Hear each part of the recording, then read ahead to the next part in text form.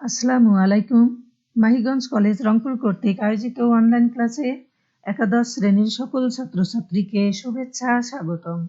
আমি সাইফুন নাহার, প্রভাষক কৃষি শিক্ষা, বরাবরের মতো উপস্থিত আজকের ক্লাসে। আমি আল্লাহর অশেষ রহমতে আলহামদুলিল্লাহ ভালো আছি এবং তোমাদের মঙ্গল ও সুস্থতা কামনা করে জানিয়ে দিচ্ছি আজকের আলোচ্য বিষয়।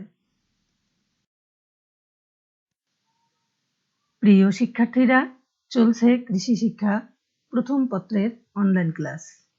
আজকের আলোচ্য বিষয় প্রথম পত্রের দ্বিতীয় অধ্যায়, অধ্যায়ের নাম ভূমি সম্পৃক্ত কৃষি প্রযুক্তি। এই অধ্যায়ের প্রথম পরিচ্ছেদ আমি আজকে পড়াবো। এই পরিচ্ছেদের নাম মাটির অম্লত্ব ও খারত্ব পরিমাপ এবং মাটি সংশোধন। এই পরিচ্ছেদ থেকে তোমরা যা জানতে পারবে তা হলো অম্লীয় ও ক্ষারীয় মাটির বৈশিষ্ট্য বর্ণনা করতে পারবে, মাটির অম্লত্ব ও খারত্ব পরিমাপ পদ্ধতি বর্ণনা করতে পারবে, মাটি সংশোধন সম্পর্কে ব্যাখ্যা করতে পারবে এবং অম্লত্ব খারত্ব দূরীকরণের পদ্ধতি বর্ণনা করতে পারবে।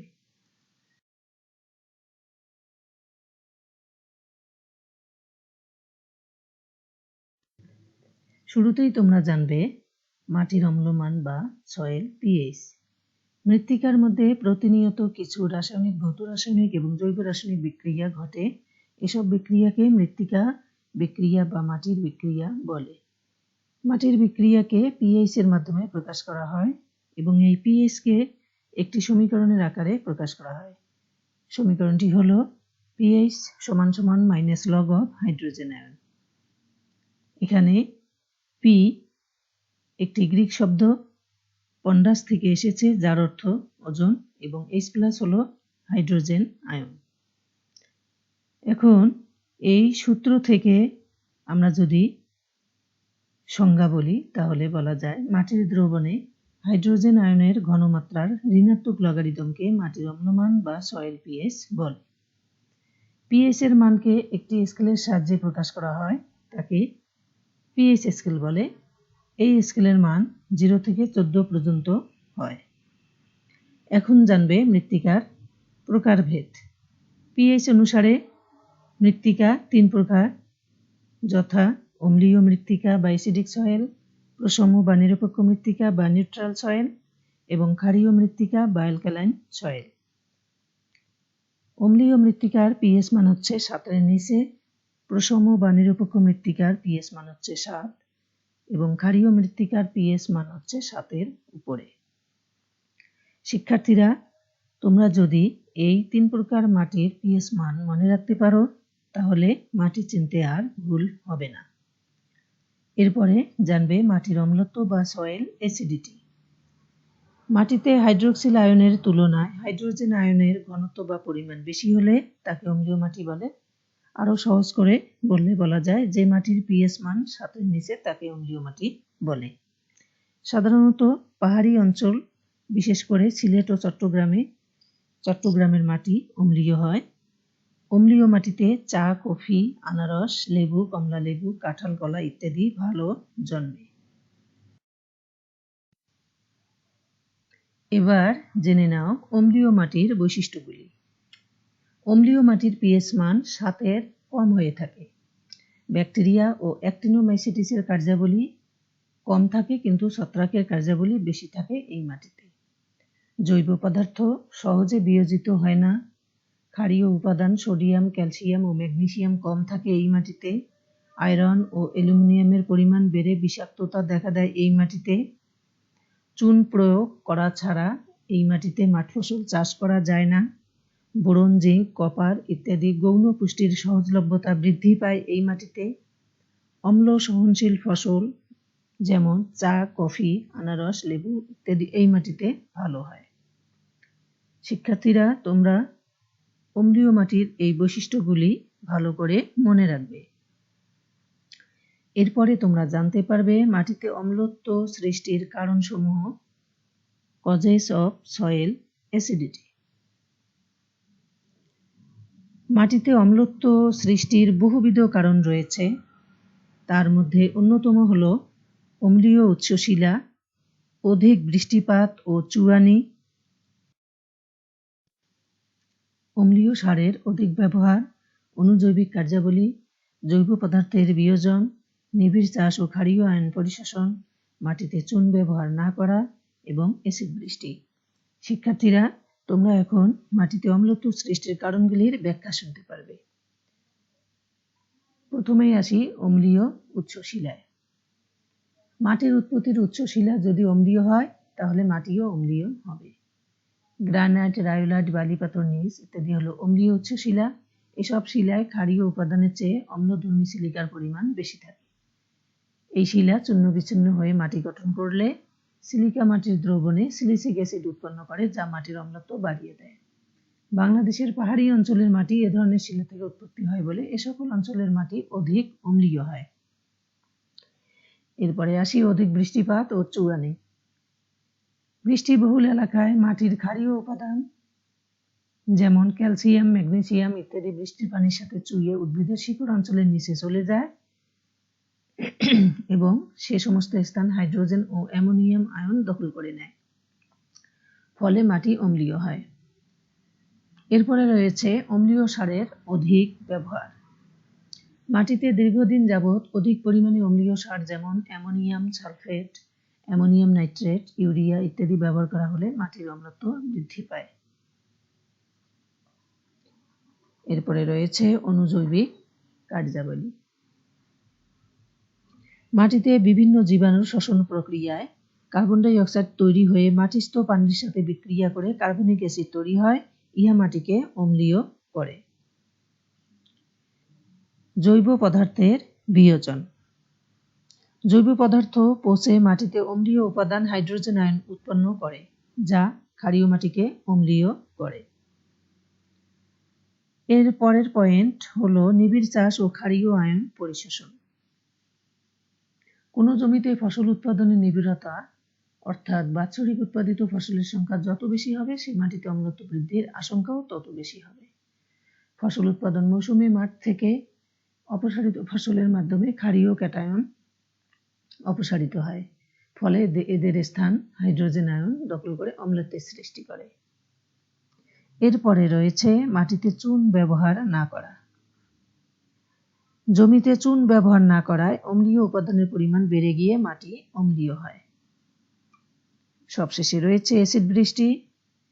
শিল্প প্রধান এলাকার বায়ুতে প্রধানত carbon die oxide, sulphur die oxide, nitrogen die oxide নামক অম্লীয় যৌগগুলো ভাসমান অবস্থায় থাকে, যা বৃষ্টির পানিতে দ্রবীভূত হয়ে যথাক্রমে কার্বনিক অ্যাসিড, সালফিউরিক অ্যাসিড ও নাইট্রিক অ্যাসিড উৎপন্ন হয়ে মাটিতে পড়ে, ফলে মাটি অম্লীয় হয়। শিক্ষার্থীরা, তোমরা মাটিতে অম্লত্ব সৃষ্টির কারণগুলির একে একে ব্যাখ্যা শুনতে পারলে। এরপরে তোমরা জানবে অম্লীয় মাটি কিভাবে সংশোধন বা পরিশোধন করা হয়। এখানে বেশ কয়েকটি পয়েন্ট দেয়া আছে, যেমন চুন ব্যবহার করে অম্লীয় মাটি সংশোধন করা যায়, জৈব সার ব্যবহার করে, জীবাণু বা অণুজীব সার ব্যবহার করে, জৈব বালাইনাশক বা বায়োপেস্টিসাইড ব্যবহার করে, সবুজ সার ব্যবহার করে, অম্লীয় সারের প্রয়োগ কমিয়ে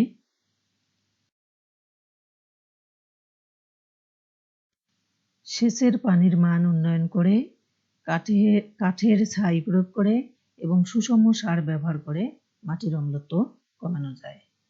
এখন তোমরা উক্ত পয়েন্টগুলির বিশদ বর্ণনা শুনতে পারবে।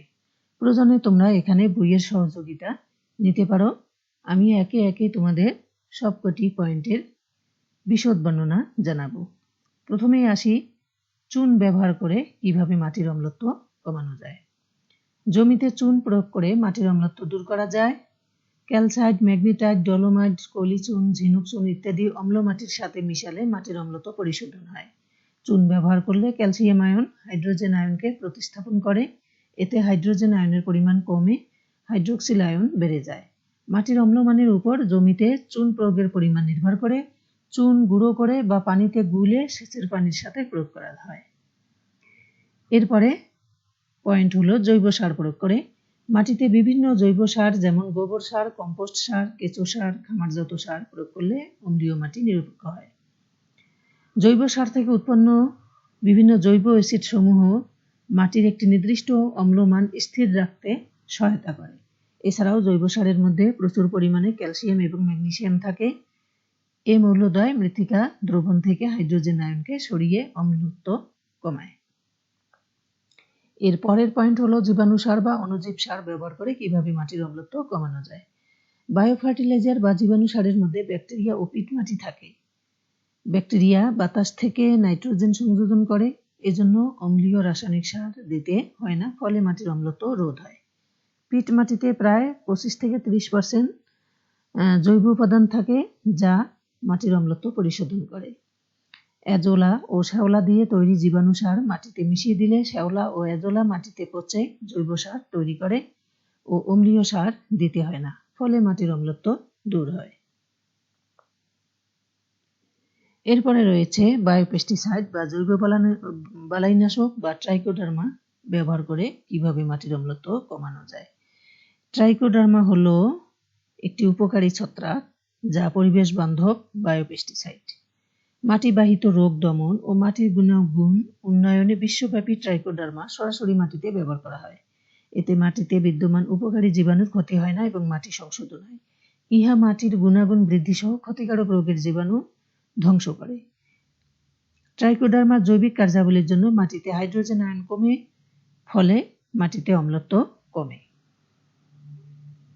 এরপরে হলো সবুজ সার ব্যবহার। অম্লীয় মাটিতে সবুজ সার শস্য যেমন ধনচা, শিম, বরবটি, আলফালফা ইত্যাদি সবুজ অবস্থায় মিশ্রিত করলে উৎপাদিত জৈব যৌগ ও জৈব অ্যাসিড ফসফরাস বিমুক্ত করে। এছাড়া সবুজ সার নিরপেক্ষ পিএইচ মানে রাসায়নিক সারের কার্যকারিতা বাড়িয়ে দেয়, ফলে জমিতে অতিরিক্ত রাসায়নিক সার ব্যবহারের প্রয়োজন হয় না। এছাড়া সবুজ সার জমিতে জৈব পদার্থের পরিমাণ বাড়িয়ে দেয়, যা মাটির বাপার ক্ষমতা বৃদ্ধি করে। এ সকল কারণে সবুজ সার প্রয়োগে মাটির অম্লত্ব হ্রাস পায়। এরপরে হলো অম্লীয় সারের প্রয়োগ কমানো।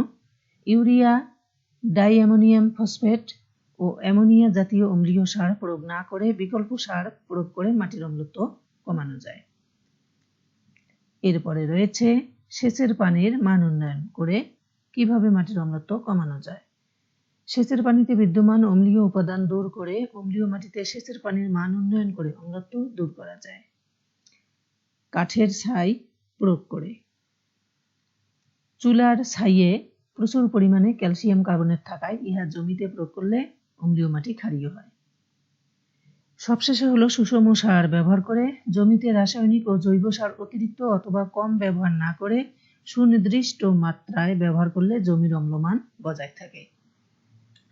শিক্ষার্থীরা, তোমরা একে একে সবকটি পয়েন্টের বিশদ বর্ণনা শুনতে পারলে, এগুলো তোমরা বই সহযোগে আরো ভালো করে পড়বে। এরপরে আমি জানাচ্ছি পিএইচ মান জানার প্রয়োজনীয়তা বা গুরুত্ব, যেটি শুরুতেই জানানো উচিত ছিল, যা আমি এখন তোমাদের জানিয়ে দিচ্ছি।